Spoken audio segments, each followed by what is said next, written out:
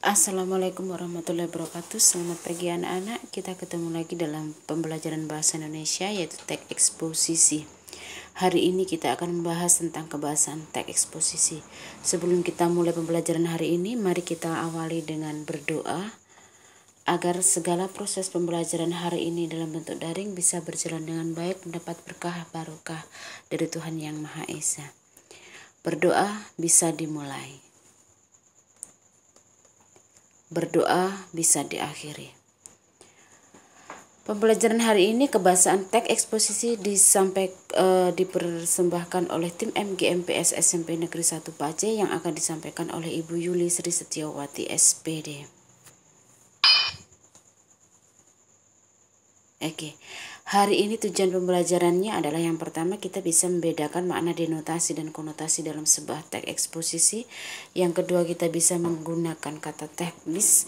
Yang ketiga kita bisa menggunakan kata kausalitas. Yang keempat kita bisa menggunakan kata-kata persuasif atau kata-kata yang menarik perhatian. Jadi pembahasan kita hari ini bertujuan tentang 4 hal tersebut.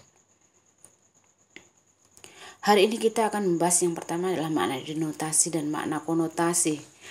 Makna denotasi seperti yang kita ketahui bersama. Makna denotasi itu juga disebut sebagai makna lugas.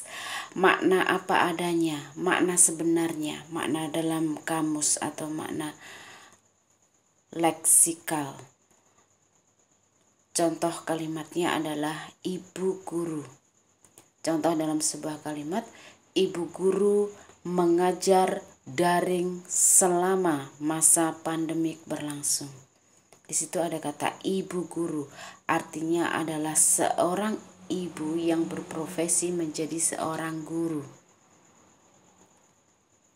Nah, untuk yang kedua kita berbicara tentang makna konotasi. Makna konotasi bisa disebut juga sebagai makna kias atau makna kontekstual atau makna gramatikal sesuai dengan kalimatnya atau bukan makna sebenarnya. Contoh kata adalah ibu kota. Misalnya kita buat dalam sebuah kalimat. Ibu kota Indonesia sedang berduka karena masa pandemi yang berlangsung lama dan tidak tahu berakhir kapan. Jadi di situ ada kata ibu kota. Ibu kota bukan ibunya kota, tetapi ibu kota adalah nama kota negara di sebuah bangsa atau negara tersebut. Jadi seperti itu. Jadi makna konotasi itu bukan makna sebenarnya. Tapi kalau denotasi adalah makna lugas atau makna sebenarnya. Contoh kata makna konotasi yang lainnya adalah mukanya merah mendengar berita itu. Mukanya merah bukan berarti mukanya berwarna merah, bukan. Tetapi mukanya merah menandakan bahwa orang tersebut sedang marah. Ya. Oke, kita bahas materi selanjutnya.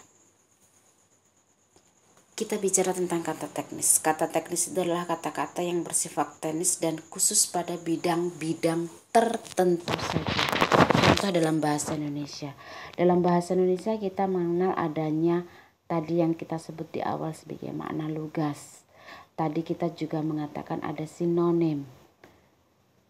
Ada teks eksposisi. Nah, kata-kata tersebut hanya ada dan terdapat di bidang bahasa Indonesia. Sementara di bidang yang lainnya tidak ada. Seperti misalnya gini, kalau kita buat contoh dalam bidang biologi.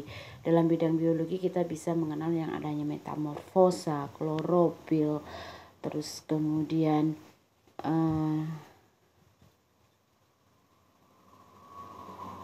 fotosintesis dan sebagainya. Jadi kata-kata seperti itu hanya ada pada keilmuan dari bidangnya. Kurang lebih untuk kata teknis penjelasannya seperti itu. Oke, yang kedua adalah kita bicara tentang kata kausalitas. Kita bisa juga mengatakan bahwa itu sebagai kata hubung. Yang pertama adalah kata hubung kronologis, yang kedua kata hubung pertentangan, yang pertama adalah kata hubung argumentasi.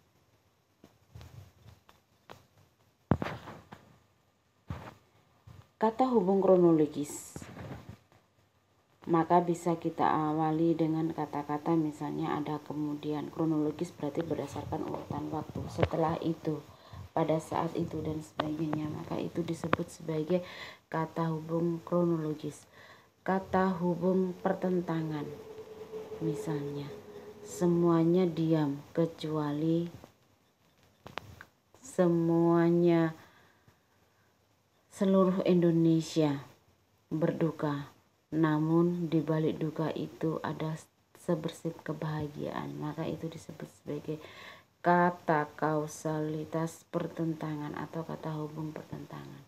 Kemudian yang selanjutnya adalah kata hubung argumentasi. Di situ ada kata-kata jika, karena, dengan demikian, oleh sebab itu dan sebagainya.